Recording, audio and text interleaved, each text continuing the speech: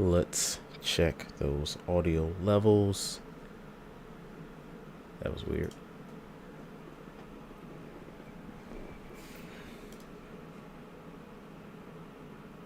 Mic check, mic check. Just waiting for everything to load up. The background noise is kind of loud. That's just my computer, you know? My computer just has this crazy loud background noise. It's so annoying, but it is what it is. All right. Gonna start this in 5, 4, 3, 2, 1. Ahoy Malloy, folks. Welcome back. So if you're familiar with the channel, last year I used to do movie reviews. I still do movie reviews, by the way. What I meant specifically last year, I used to like do the process live along with you guys.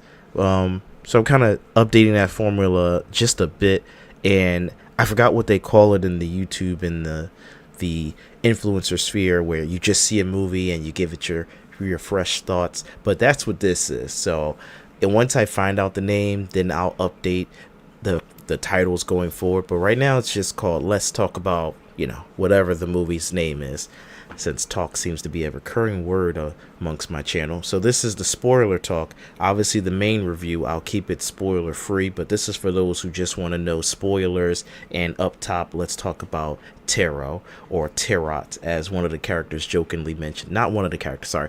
I'm so used to not giving you guys spoilers. I'm giving you spoilers today.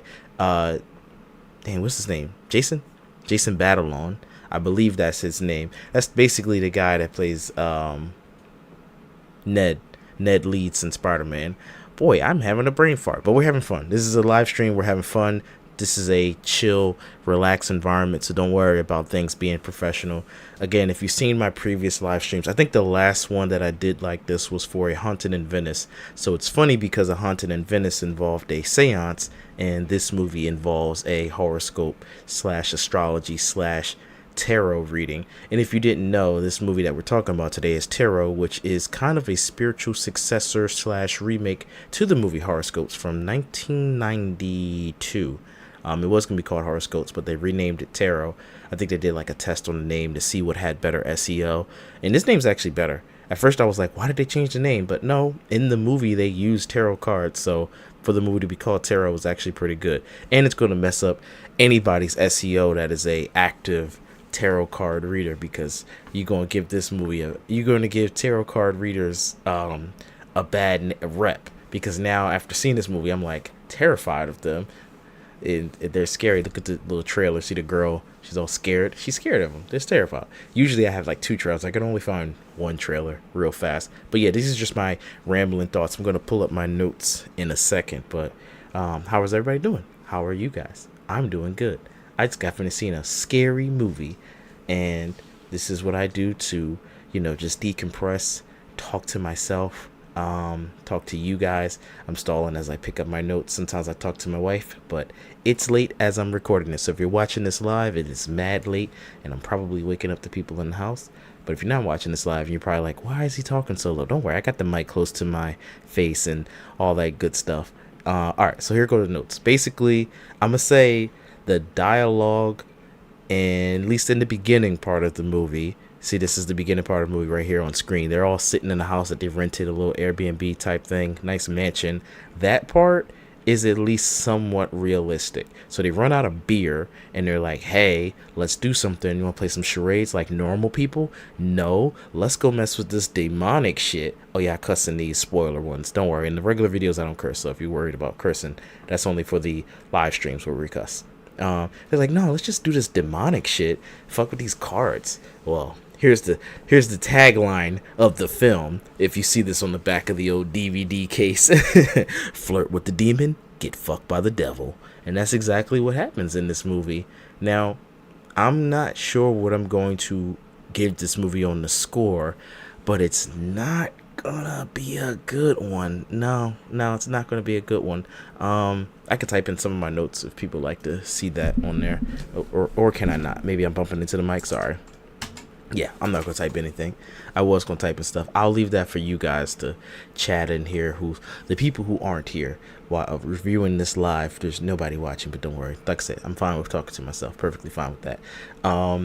So the kids in this movie, they're college students, which thank God. So we're not having 30-year-olds and 20-year-olds playing teens, and we're not having 30-year-olds playing 20-year-olds. Well, I actually don't know if any of them are 30. I doubt any of those actors and actresses are 30, but they're all playing their respective ages and they're in college. So it's realistic in that sense. So like I said, they're all renting this Airbnb and they run out of beer. So they're trying to find another activity to do to entertain them. Jason's character has it all set. Ned leads and he's like, look, let's just smoke weed, go to sleep, be chill. They like, nah, we're gonna rummage through this house, go through doors that say clearly labeled do not open. They open it, they come across this deck of cards. Bet, let's play with these cards that look freaky as hell and, not expect nothing to happen. Now, to me, I'm laughing because I know what I'm about to say. My personal thoughts was, it's not enough, it's a very low percentage of nigga in this movie. Because I'm telling you, as a nigga, you ain't doing that. If I'm in this movie, I don't even got a high percentage chance of nigga, but I'm just like of nigga in me. But I'm just like, oh, nah. I'm telling them to put that down. Why are you playing with that? Why are you playing with that? Like, that's why I said it's realistic, because I'm looking at the cast and I'm like, yeah, it's only one black guy in here, but he like mad light skin. He like, nah, you could go ahead, play with it. Go ahead. He just let all these people around him mess with this demonic shit in front of his face. His girl, who was into that stuff, she could have just been into astrology, but she had to also be into the tarot cards. And he's like, yeah, go ahead, baby. Yeah, go ahead. I don't care if you mess with it. He should have been like, no. He could have saved everybody in that movie by saying no if he'd have just put his foot down. But because this guy didn't put his foot down, that's why I said to myself, I was like, it's a very, if this was a weather forecast and they were looking at percentage of humidity in the air, the percentage of nigga in the air was like 30%. Or even less than, really, because he did not put a stop to that. So this movie could have put a stop to it way early. But I digress. That part was at least realistic. So I'm like, okay, this is suburban. I was trying to figure out what city it took place in. I think it was Boston. That'd be my guess. But yes, moral of the story, in the beginning, realistic because dumb kids do dumb stuff. Makes sense. It did feel like the movie, at least in the first half, really the whole thing I'm going to say, was moving at a brisk pace, but that makes sense. The budget of this movie, that's another thing I used to do. I know I used to type. The budget of this movie, I looked it up ahead of time, so I know it. The budget of this movie was $8 million, and it does show, because I would say the costume design for the entities, the villains, the demonic spirits, whatever you wish to call them, they didn't look juicy enough. They looked dry. So they look like just makeup, or you put on a costume. And for some reason, I don't know, I feel like with proper lighting and just spritz them a little bit, make them more wet. I feel like skin has a little bit of moisture to them. They all just felt dry and they look like plastic or rubber. So that's what I mean by dry. They just look like see that little clown, like just mask and rubber. It didn't feel like, I don't want to say realistic because it's not real, but it didn't feel as good as it could, which is fine. I don't care. Make a profitable movie. And that's what this was, a profitable movie, and it was a PG-13 horror movie, and I'm not a big fan of PG-13 horror movies. I do give them all a chance. If the trailer looks interesting, I'm going to give it a chance, but it was generic in a sense. It was just more like, okay, I'm going to say this. It felt like this generation, so Gen Z's version of Final Destination, but I want to make money rather than tell a story. So what I mean by that, Final Destination was a group of friends, and then one of the friends trips out, say, oh no, we're not gonna get on this plane, talking about the first Final Destination, and then it's like, okay, now we're all targeted because we're all supposed to die. That was a great premise. This movie was a group of friends, and one person's like, hey, we shouldn't mess with these tarot cards because they're not our deck, or it's not my deck, and I'm not supposed to read it if it's someone else's deck. It's like, no, go ahead, read it anyway. Okay, now, bam, we're all targeted to die. So, similar concept, similar premise, but one movie just was better. Again, I was telling the people at the theater that I mess with, I was like, I don't want to be that old guy that's saying, oh, back in the day, my movies were better, but I really feel like Final Destination was better than this. Now, Final Destination had more gruesome deaths and it was also rated R. So that is an unfair comparison because this movie, while I don't think the deaths were as scary, the lead up to him was pretty scary, like that lady's death who died from the ladder. That was the lead up to it was a bit creepy. The death itself was fine. See the blood. Now the other tricky thing was the blood. Hold on, I'm sorry. Excuse me. The blood was black. I think some of it was red, but that's a funny thing I've seen done since what was the movie with the vampire? Morbius. They would take the blood and make it black so they can get away with showing some blood. Now my theater might have had some dimness to it, so I couldn't really tell, but I think most of the blood in here was black. Some of it was red, had to be. I think in the trailer they're just making it black. But yeah, it was pretty good. As far as creepiness leading up to the kills. Kills weren't as gruesome because I had to turn away, or as you just saw, it would be like splash the blood on the phone, or this girl gets cut in half, but it doesn't show it. It just shows her reacting and like, oh, like, you cut me. And then instantly I just do the little Batman 3. What is that movie? Dark Knight Returns, and the girl dies. That face, that's how she dies. That's how the characters you just saw in there, the one from Mean Girls, that's how she dies. She's alive, screaming, and then she just goes, I'm dead. So I'm like, all right, whatever. So the kills themselves, they weren't that scary. Not at all. But the lead up to the kills were pretty scary. There's one kill where the guy's in the subway, and I live in Philadelphia, and I've done those walks in those subways, and if all the lights cut out, you're toast. You're toast in the toaster. You're done. So kills are not that scary, but at least the lead up to the kills were there, or scary. They were creepy, so I will give it props there. I don't want to completely bash the movie. Definitely not doing that. We do get some backstory on one of the characters. That's the girl that actually reads the tarot cards, and I find that funny because none of the other characters get any backstory, and I'm like, that's fine. They really don't matter. They're all boring except for Jason Batalons. He's the only character that I care about. He's the only character with a little bit of charisma. He, I guess, we'll say, had more experience being in the movie or acting training because he had to do the Marvel movies. That would be my guess as to why. But yeah, every other character I could care less about. I mean, even his character, Jason's character, he did dumb stuff in the movie, but it's like he had to. That's what he had to work with because he knew not to break off from the group. He was the smartest one there. Like, oh yeah, we should call for help or get our parents involved. But he still breaks off from the group. And I'm gonna get to the ending because the ending, man, oof. It was dumb. First half of the movie was just completely in a rush to get to the climax, which is the best part of the movie, where you fight the demon. Or it's not demon, but I'm gonna just use the word demon. So the movie was in a rush to a climax, but it didn't feel like it was working to get there. Like you had the investigative stuff, if you ever seen The Ring or Final Destination, where they go and ask for help because they're like, oh, we got to look for help. That's what Jason's character was saying. We got to look for help. We got to call our parents. And then the main girl with the blonde hair, the one who read the tarot cards, like, no, we're gonna get a tarot card specialist. We're gonna go get her, and she's gonna help us out. So get an old lady, and for some reason they gave her like a few seconds. So when they answered the door and she comes out the door, the camera like pans on her for a second, as if she's a old lady that was in a previous horror movie, which maybe she is. I just came out the theater, so I did not have enough chance to do my Googles, but it was like how they did with Scream, and you would give the previous the legacy, that's what's called, legacy characters, their little moment. That's what it gave her, and I'm like, am I supposed to know who this is? Was she in the original? Because 30 years weren't kind to her. No, I'm just making jokes. I mean, it wasn't, but gotta be funny.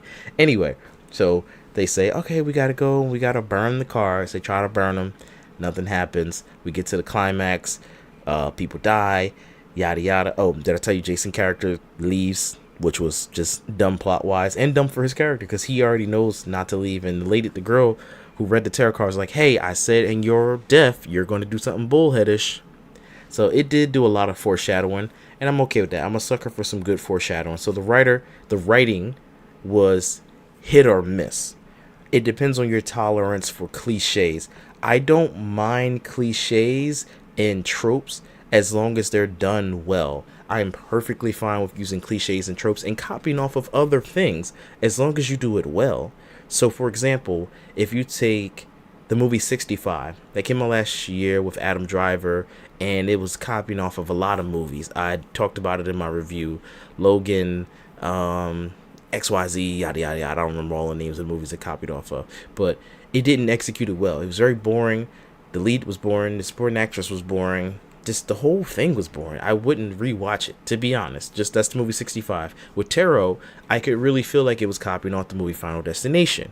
Perfectly fine, but it didn't do it in an interesting way. It did it in a boring way. It did have some kills and it was moving pretty fast paced, but it didn't do anything for me. Comparison wise, I'd say it's still better than Night Swim, because Night Swim was just boring every time I think about it.